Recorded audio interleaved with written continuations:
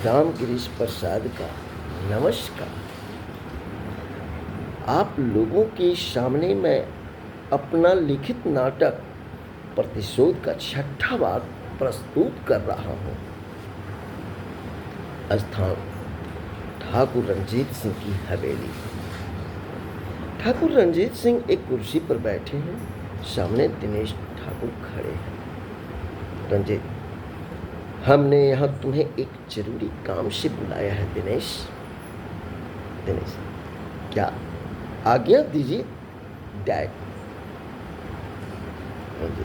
हम चाहते हैं कि इस हवेली में फिर एक खुशी का मौका आए। तुम जवान हो चुके हो, अब इस हवेली के आंगन में तुम्हारी पत्नी की पायलों की झनकार सुनना चाहते हैं। इसलिए मैंने फैसला किया है कि तुम्हारी शादी कर दी जाए। दिनेश, लेकिन डैड,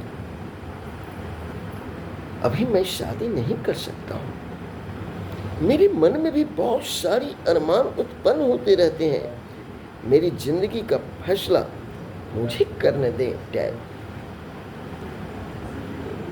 रंजीत, तुम जानते नहीं हो दिनेश, ठाकुर खानदान की बहू ठाकुरायन की पसंद की आती है और तुम्हारी माँ ने अपनी बहू भी पसंद कर ली है। ये सब क्या है डैड? आप लोगों ने मुझसे पूछा तक नहीं और मेरे लिए लड़की भी पसंद कर ली। रंजीत, लगता है तुम अपने खानदान की परंपरा भूल गए हो दिनेश। हमारे यहाँ बेटी बेटी की शादी के लिए उनसे इजाज़त लेने का दस्तूर नहीं है। हमने तुम्हारा रिश्ता जवाहर गढ़ के जागीरदार भवानी सिंह की बेटी से तय कर दिया है।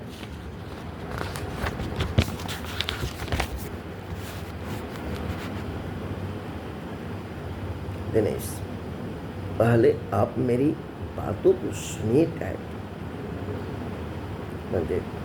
इस मामले में हम एक लफ्ज भी सुनना नहीं चाहते हैं। ठाकुर भवानी सिंह को भी खबर भिजवा चुके हैं कि इस महीने की 15 तारीख को उनके यहाँ बारात लेकर आ रहे हैं। इससे पहले आकर आप सारी रस्में पूरी कर दें। दिनेश, परंतु ये शादी नहीं हो सकता डैड। इस तरह मेरी जिंदगी का फैसला करने का आपको कोई हक नहीं है। ये शादी किसी कीमत पर नहीं करूंगा। आखिर उस लड़की और उसके खानदान में ऐसी क्या कमी है जो तू उससे शादी नहीं कर सकता? इसलिए कि मैंने अपने लिए दूसरी लड़की पसंद की है और मैं उससे शादी करूंगा। रंजीत, जिस लड़की की बात कर रहे हो वो किस खानदान से ताल्लुक रखती है? उसका बाप कहाँ का जागीरदार है? दिनेश, वह लड़की न तो किसी ठाकुर खानदान से संबंध रखती है, न ही उसके पास दौलत है और न ही उसका बाप कहीं का जागीरदार है। उसका एक भाई गरीब और मामूली सा सपेरा है। तो तुम एक मामूली सा पेरन को इस हवेली की बहू बनाने के ख्वाब देख रहे हैं? क्या ये ख्वाब देखने से पहले हमारी हैसियत को ध्यान में रखा है? क्या तूने एक बार भी सोचा है कि समाज में हमारी क्या इज्जत रह जाएगी?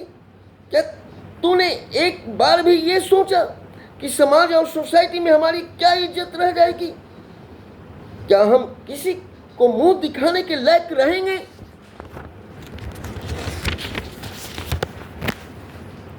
महल की बुलंदियों पर खड़ा इंसान यदि वहीं से हाथ बढ़ाकर जमीन पर पड़ा पत्थर उठाने की कोशिश करने लगे तो लोग उसे मूर्ख कहा करते हैं।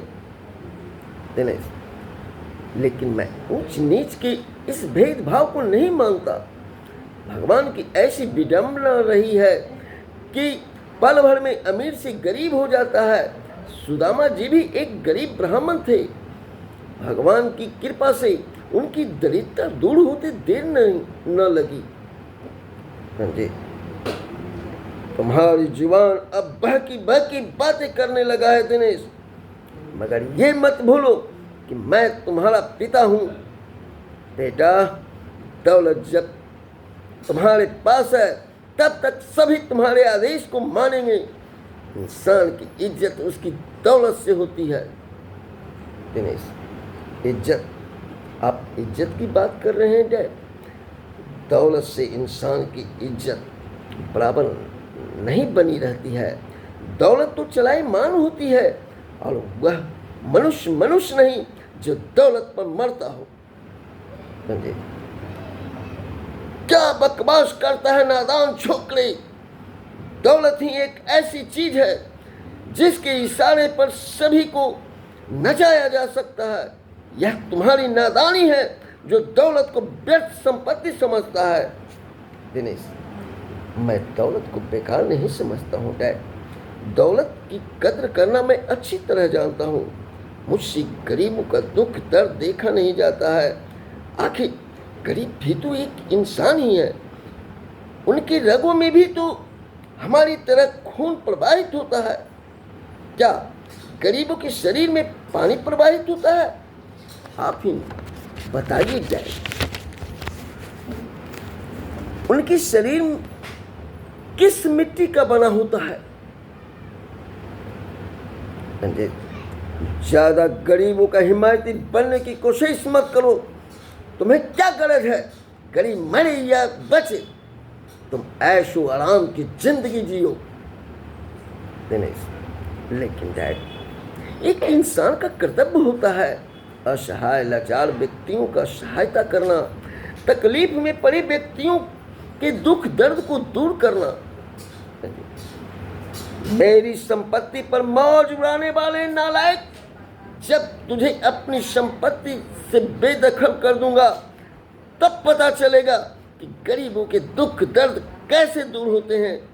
ये गरीब की सहायता करोगे तो सिर पर चढ़ जाएगा और अधिकार कर्तव्यों का बात करने लगेगा। मैं कहता हूं, धरती को धरती ही रहने दो, उसे आसमान मत बनाओ। खामोश।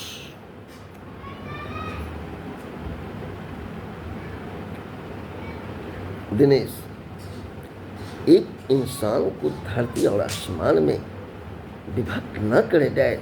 मैं इतना जानता हूं कि मैं दीपा से सच्चा प्यार करता हूं। और खामोश, हमारा खून अभी इतना पतला और ठंडा नहीं हुआ है जो अपने बेटे की जिद के सामने झुककर किसी भी रात चलती ऐरी गैरी लड़की को अपने घर की बहू बना ले। दिनेश, डैड, अब समझने की कोशिश करें। संजय, हम समझ रहे हैं कि वो लड़की चंद दिनों में ही हमारे बेटे को अपने प्यार में फंसा लिया है और मेरे बेटे मुझसे ही बस पर उतारू हो गया है। नहीं डैड, मैं हाथ जोड़कर दीपा के लिए आपसे भीख मांगता हूं। उस लड़की का क्या दोष? दोषी तो मैं हूं जिसने उसके दिलों से खेला हूं। एक बार, सिर्फ एक बार उसकी जिंदगी की भीख दे दीजिए डैड। मैं सदा आपका आभारी रहूंगा। पैरों पर गिरता है रंजीत, तो तुम भी कान खोलकर सुन लो। उस सपेरन को इस हवेली में दुल्हन बनाकर लाने से पहले तुम्हें हमारी लाश पर से गुजरना पड़ेगा। जिस दिन तुम्हारी दुल्हन इस चौखट पर कदम रखेगी उस दिन मेरी अर्थी भी निकलेगी। यह वचन एक ठाकुर का है जो निभाना जानता है, झुकना नहीं। शबे प्रस्थान। दिनेश, पर मैं क्या करूं भगवान? एक तरफ मेरी दीपा है, दूसरी तरफ डैड का वचन। यह कैसी परीक्षा ले रहे हैं प्रभु? सीट पकड़कर बैठ जाता है उन्होंने। दीपा, दीपा, तेरी दीपा। रोता है अपनी बालों को झकझोरता है, उसके बाद गले से स्वर निकलता है।